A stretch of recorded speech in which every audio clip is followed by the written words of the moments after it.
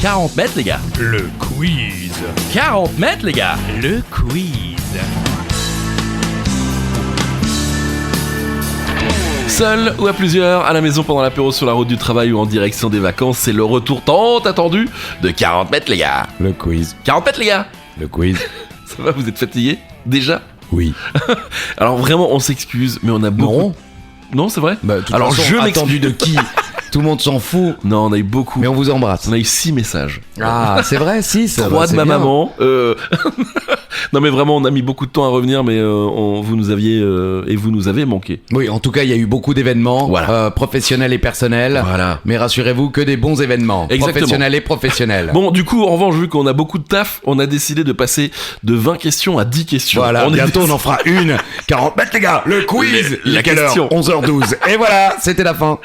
Voilà, ça résonne en plus, donc faut qu'on mette tout en place et tout, mais voilà, on passe à 10, comme ça on peut au moins vous offrir un épisode toutes les semaines, sinon on peut pas. Oh, toutes les semaines, rêvez pas, mais Si, on en si, enregistre plusieurs, si. donc j'espère que vous êtes prêts. En tout cas, bonjour Charlie Weber, bonjour à toutes Bon, et à voilà, tous. Des questions, des voilà. réponses, des infos utiles et inutiles. C'est en effet 40 mètres, les gars. Le quiz. Merci. Et on passe donc à 10 questions et on commence avec le Culture G. Oui, Voilà. et à tout moment, vous pouvez jouer votre joker. Le joker, c'est... Si, señor.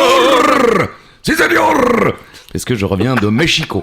Mais on dit pas Mexico alors, c'est ça? Alors, on peut le dire, Ouais. mais en langue maya, en réalité, on doit dire Mexico. Parce que le X se prononce ch, D'accord. comme Xcaret, qui est un Les cigarettes parc, non, c'est plusieurs parcs d'activités, un petit peu les Europa Park mexicains, D'accord. mais avec plusieurs déclinaisons. Plutôt le Disney mexicain. D'accord. Xcaret, Mexico. Cet épisode est donc sponsorisé par l'Office du tourisme du Et Mexique. exactement, de Playa del Carmen, qu'on embrasse chaleureusement, et tous ceux que j'ai pu rencontrer là-bas. Magnifique. Bon, il y a également la question twist. C'est pas venu tout de suite. Non, on n'a plus l'habitude. Bon, en fond, question twist, c'est quoi? On remet tout en question. On remet tout en question. Voilà, Nouvelle voilà. femme, nouvel appartement, nouvelle vie. Franchement, à une nouvelle femme, tout était presque un résumé de ma vie Pour actuelle. vous, Ouais, oui, c'est oui, ça, c'est ça. oui. Mais votre femme actuelle écoute et pour l'instant elle est encore là, donc faites attention quand même. Bon, première question pour vous mettre immédiatement dans le mood. 40 mètres, les gars. Le quiz. Le quiz. La rumpologie, ou la rimpologie, est l'art de lire l'avenir. Vous le saviez? C'est l'art de lire l'avenir? Non. Mais dans quoi, exactement? On peut lire l'avenir? C'est la première question. Oui, je vois, oui. On a vraiment bien fait de partir pendant 3 mois. La rumpologie, la rimpologie, je sais pas Oui, comment... oui, vous auriez dû vérifier la prononciation. Oh, ça va. La rumpologie, c'est l'art de lire l'avenir dans les fesses. Super. La rumpologie, c'est le néologisme anglais de rumpology, construit sur le mot rump, ou rump, qui veut dire croupe, et logie, qui veut dire logis. Logique. Incroyable. C'est une pseudo-science, Ah oui, merci de préciser. Merci Wikipédia.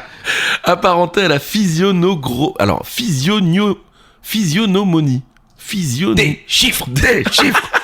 Pas loin. Physionomonie. C'est ça, hein, qui consiste à lire l'avenir d'une personne par l'étude des caractéristiques de ses fesses et de son sillon interfessier, fissures, fossettes, verrues, grains de beauté, plis, etc.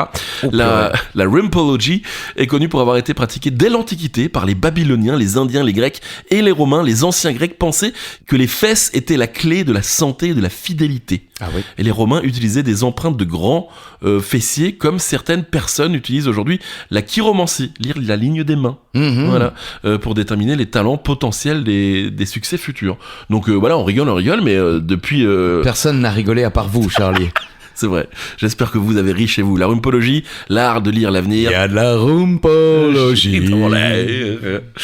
Voilà, donc c'est dans les fesses. Allez, deuxième question. Petite question capitale comme on les aime. Quelle est la capitale du Canada? Je me demande si on n'a pas déjà posé cette question. Oui, bon, ça va. Oh, et 3 mois. En plus, j'ai demandé à Word, fais-moi 5 questions, s'il te plaît. Word Avec pilote, ou je sais pas comment ça C'est s'appelle. l'IA de Word, c'est ça? Oui. Sinon, il y a ChatGPT, ça fonctionne aussi. Hein. Oui, mais c'est gratuit, Word. Enfin non, Word non. Mais enfin, Bah, bref, c'est Ottawa. Ottawa. Alors, je voulais vous demander de mettre une musique de Ottawa, C'est- mais en fait, c'est Ottawa. Ouais. Ouais, je suis Bah, con. Je voulais faire la blague en plus. T'es ok. T'es bat. Théine.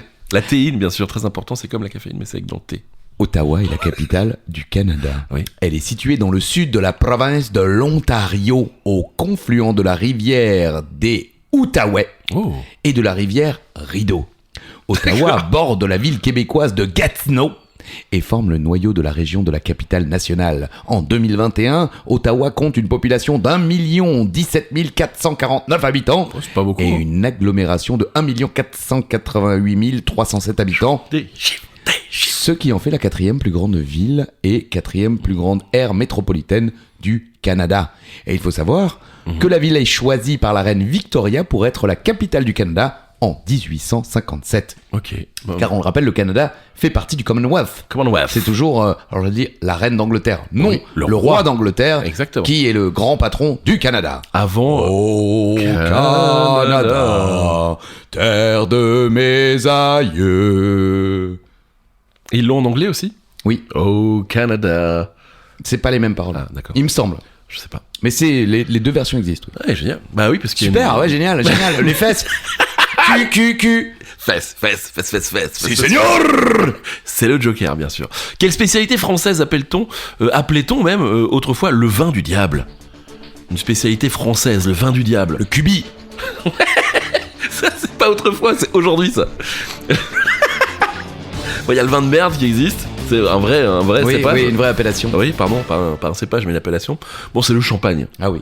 Vous le saviez? Non. Eh ben voilà, maintenant vous le savez. Mais je ne sais rien, moi. À l'époque, le champagne n'a pas bonne réputation, surtout chez le clergé, qui le Oh. bannit rapidement. Il le considère rien de moins que le vin du diable. El vino del blanco, Oui, del Diablo, il me semble. Hein, parce vino que del le vin du blanc, bon. La raison, les vignerons de Champagne commettaient en fait sans le savoir deux grandes erreurs qui rendaient leurs bouteilles explosives. Aïe. En Champagne, les vendanges arrivent assez tardivement et les vignerons de l'époque n'utilisent pas de cave ou de cuve de fermentation au préalable. Dès que le raisin était pressuré, oui, il était directement mis en bouteille et donc la première fermentation n'avait pas eu lieu. Et donc la fermentation se fait dans la bouteille Mhm. et donc la bouteille explosait. Et D'accord. voilà, comme la fermentation n'était pas terminée au moment du bouchonnage, celle-ci se poursuivait à l'intérieur et explosait. Et du coup, les mecs du clergé disaient, mais attendez, Attendez, les gars, ça explose là. ça explose tout seul. Bah c'est le diable. Et voilà, le vin du diable. Merci. Mais avec plaisir. Eh, il y avait 17 lignes, il les a résumées en 3 phrases, c'était pas très clair. Si, ça va. ChatGPT l'avait quand même vachement mieux écrit que moi. Et si on parlait un peu argent? La thune. La thune. Quelle monnaie est utilisée au Japon? Ah, ça sent la question Word. Oui, Oh toujours. là là. Ah, il y en a quasiment aucune de moi. Mais j'ai retravaillé, j'ai Ah, réécrit, je me d'accord. suis inspiré. Comme moi à l'instant là, comme je me suis un peu laissé emporter par les mots. MAUX bien sûr. Le yen, Oui. monnaie officielle du Japon. Merci. Il a été créé par une loi du 10 mai 1871 pour remplacer le ryu, non décimal, bon, souhaite, Merci. mettant un terme au système monétaire Tokugawa. D'accord. Pour info, au 3 mars, c'est quand j'ai écrit la question, Oui. un yen équivalait à 0,0064 euros. Ça fait pas beaucoup par contre. Non. Ah oui, non, ça fait rien du tout. Oui. Ah ouais. 0,0064 euros pour un yen.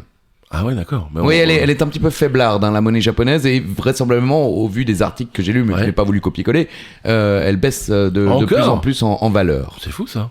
On peut être milliardaire assez facilement au Japon. Certainement. Mais enfin, ça n'a pas beaucoup d'intérêt. D'intérêt Non, c'est sûr, mais c'est juste pour si, la- pour le principe, pour le quoi. Je suis pouvoir. milliardaire, quoi. Voilà, c'est ça. Avaler parce que c'était dégueulasse. Ça y est, non, c'était pas dégueulasse, c'était insoutenable. Ouais, c'est ça. Ce qui est bien, c'est que dans mon nouvel appartement, en face, il y a des docteurs, des orthodontistes, et j'avais la vision de l'orthodontie et ce bruit de. Vous voyez ce que je veux dire? Non, là, ça, c'est une femme nue. Non, c'est quelqu'un qui regarde la télé, j'ai essayé de découvrir le programme. Alors attendez, on va regarder. Et c'est où, c'est en haut? Oui, en haut, là. Ça a l'air Ah, d'être oui. du football. Ouais, Amateur. Ouais, peut-être. Bon, peu importe. Ah oui, Question numéro 5, Charlie. ou du rugby. C'est la question twist. Oui. Si vous répondez bien, vous pouvez imposer à vos camarades un coup à boire, un coup à payer, un coup pour rien et un couturier. Bravo. On sent que vous n'avez rien perdu durant ce Non, mais attention, je dors peu. Hein. C'est vrai, vous travaillez beaucoup. Je travaille beaucoup, Bah je oui, dors oui. peu. Bientôt... La thune. Bah, Le j'espère. milliard en yens, mec. J'espère pour vous. Allez, question 5. Bon, vous connaissez le 7e art, bien sûr. Bah évidemment. C'est quoi? Le cinéma. Le cinéma. Cinéma. Mais quel est le premier art? Ah mince. Alors là, vraiment bravo. Eh ouais, les gars. D'accord, alors jamais j'aurais trouvé. Je vous C'est le dis dingue, tout de hein. suite à ceux qui tentez quelque chose hors des sentiers battus. Oui, parce que clairement, si vous écoutez le Floodcast, vous avez peut-être la réponse. C'est là où j'ai pioché cette question, comme on dit dans le milieu de Ok. l'Ovalie. Eh bien, c'est l'architecture. Jamais. C'est J'aurais fou, non jamais pensé que l'architecture était un art. déjà. Au début du 19e siècle, adoptant cette manière philosophique dans ses cours d'esthétique donnés en 1818 et 1829, j'avais l'impression d'être un peu Lucini. C'était entre, hein, d'ailleurs. hein. Oui, bon, écoutez. Oui, il a pas fait que 2 ans. En 18 et en 29. et en 29. Tiens, en fait, vous savez que je donnais des cours il y a 11 ans. Ah bah je reviens. Le philosophe Hegel distingue 5 arts. Il les classe en fonction des 2 critères, l'expressivité et la matérialité. Ainsi, il organise une double échelle allant de l'art le moins expressif mais plus matériel à l'art le plus expressif mais le moins matériel. Mhm. C'est assez clair ? Oui, Cela bien sûr. donne donc à l'époque pour Ah oui, 1800... le plus matériel, le plus concret, je Voilà, dirais, c'est finalement. ça, c'est ça. L'architecture, Ouais, la sculpture, ok. la peinture, la musique, la poésie. C'est vrai que ça va dans ce sens-là. C'est quelque Et chose. alors le 6 Et ça c'était tout au début. Il y avait que Oui, 5 arts. oui, bien sûr. Et donc, de nos jours, ça a un peu changé. Premier art, l'architecture. Le deuxième, la sculpture. Le 3, l'art visuel regroupant la peinture, le dessin, la photographie, le graphisme, la gravure, tout ça. Le 4e art, la musique. Le 5e art, la littérature, qui justement regroupe la poésie, les romans et tout ce qui se rattache à la... Les romans, Et les les Romains peut-être aussi, mais enfin, les Italiens. on les embrasse. Bien sûr. 6e art, l'art de la scène, Ok. la danse, théâtre, mime et cirque. 7e art, le cinéma, bien sûr. Mais on est aussi dedans les séries télé, les téléfilms, les scénarios, tout ça. Le 8e art, les arts dramatiques. Les arts... Médiatique. Merci. Eh oui, qui regroupe J'étais la radio et la télévision. Ah ouais, mais dis donc, on fait partie. Bah, vous êtes dans le 8e art. Bah, ouais. vous aussi, vous faites un peu de télévision. Ouais, quoi. ouais, mais bon, dans ma cave, franchement, on est dans le Dans le lard. gras du lard. On avait la même vanne, mais elle était beaucoup mieux la vôtre. Normal. 9e art, la bande dessinée. Et 10e art, les jeux vidéo et le multimédia. Voilà. Mhm. Mais le premier art, impossible de trouver. L'architecture, Eh donc. oui, oui, alors, un coup en plus, un coup en moins, une nouvelle table à langer, pourquoi pas. On ne sait jamais. À On vous ne de sait choisir, jamais. c'est vous qui décidez. C'est 40 têtes, les gars. Le quiz. Le retour, on est de retour, les amis. Ouais, pour 3 épisodes, après on disparaît pendant 3 ans. Peut-être. Comme Hegel, on revient dans 11 ans. Question numéro 6. Comment appelle-t-on un animal qui mange des plantes et de la viande? Oh, la question Word IA. Oui. Incroyable. Mais à un moment, ça va venir, peut-être ce sera dans les épisodes suivants, il y aura des vraies questions de moi. Parce que là, en plus, il y a zéro vanne, quoi. C'est vraiment la question. Mais moi, je suis pas là pour la vanne, moi, je suis là pour le jeu. Je suis là pour la compétition, comme dirait Compétition, Pride. les gars. Omnivore. Voilà. Merci, Une merci. espèce est dite omnivore, du latin omni, tout, et vorare. Oh, manger, avaler, quand son appareil digestif lui permet d'absorber des aliments d'origine végétale et animale. Cette caractéristique permet aux espèces omnivores d'adopter une alimentation opportuniste, variable en fonction de la disponibilité des aliments. L'omnivorisme désigne le comportement alimentaire des omnivores. Merci, super, Merci. c'était pas obligé ça, de le Merci, garder. Word. Exemple, non mais ça j'ai... Ah, les pardon, copies- c'est vous. Non, Ah, ça, c'est vous. oui, les explications, c'est moi. C'est pour ça que c'est de la merde. Exemple d'animaux omnivores, l'ours, le porc, le corbeau ou encore le raton laveur. Merci pour ces exemples. Génial. Omnivores. Ah ouais. L'ours, le porc, le corbeau ou encore Le raton laveur. Merci. C'est quoi le Joker nouveau là Si, seigneur. Si seigneur. Si seigneur. It's the Panamera. Aïe aïe. Là, je connais C'est pas. pas ça. J'ai aucune idée. Eh, bueno, la fiesta. Na, na, na, na, na, na, na, na, baila. Si, ouais, non, ça me rappelle quelque chose. Pardon, on est vraiment de retour. Question numéro 7, on va rester dans les animaux. Qu'élève un raniculteur? Un raniculteur. La raniculture. Vous en connaissez des raniculteurs? Non, je connais des héliciculteurs. C'est quoi, c'est les escargots? Ça, c'est les escargots. Ouais. J'embrasse le nid des Rôtes du côté de Maestratsheim, les meilleurs escargots du monde. Mais qu'est-ce qui se passe là-dedans? Ah oui, vous ne l'entendez certainement pas, Oui. mais quelqu'un écoute certainement une bande originale d'un film de Bollywood. Exactement, mais c'était pas mal. Bon, en tout cas, il élève les grenouilles. Ok. Voilà, la raniculture ou élevage de grenouilles, merci. Et l'ensemble des opérations visant à faire reproduire des grenouilles au profit de l'activité humaine. Une personne qui pratique cet élevage est raniculteur. Les principales espèces élevées sont la grenouille verte, bien sûr la Pelophylax esculianthus, également... Alors, c'est la pélo, hein, pélo. J'ai dit quoi? Bah, vous avez dit certainement une grenouille qui s'intéresse plus aux bébés grenouilles. La grenouille rieuse, la J'ai fait son cri. C'était vachement bien. Ah en fait. ouais, mais Non, c'est...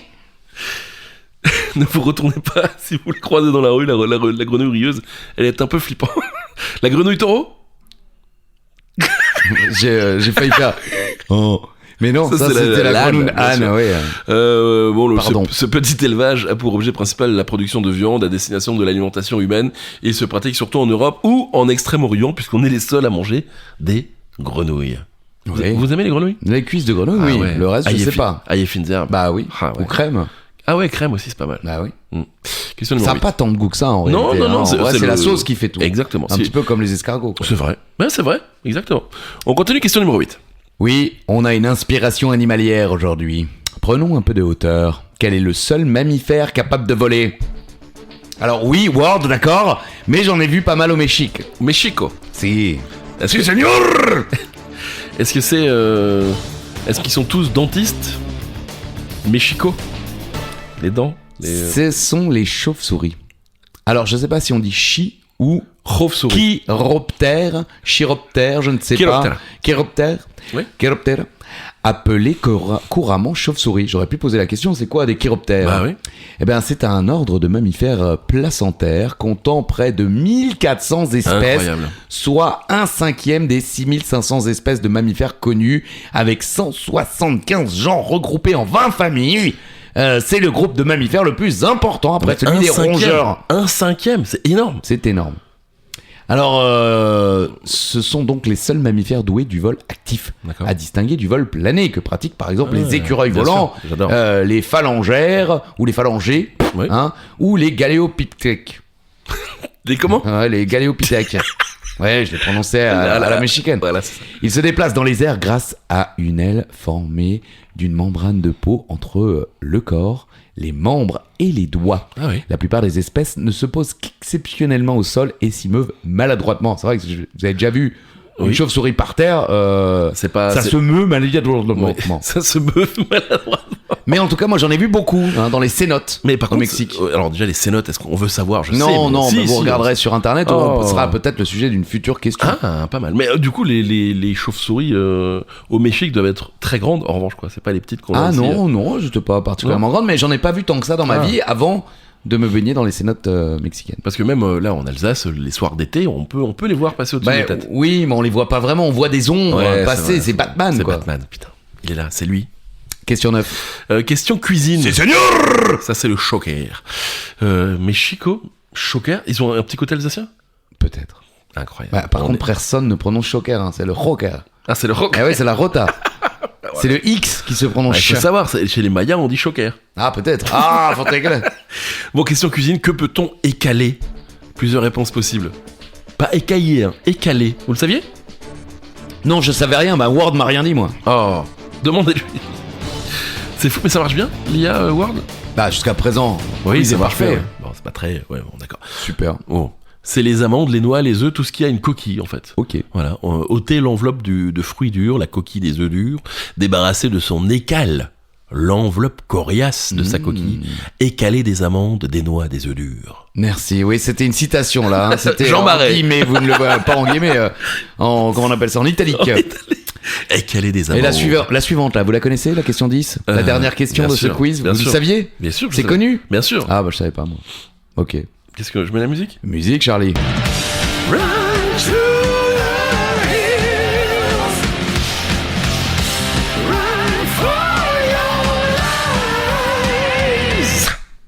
Vous avez peut-être reconnu Charlie Weber interprétant Iron Maiden. Harley les Weber. Charlie- non, chut. Ah mais non, mais Eh oui, bah non, oui. CH, ah ouais. Weber. Et en l'occurrence, pour Iron Maiden, c'est Bruce Dickinson. Petite info inutile que vous pourrez ressortir chaque fois que vous entendrez un titre du groupe. La question est simple. Quel est l'autre métier de Bruce Dickinson?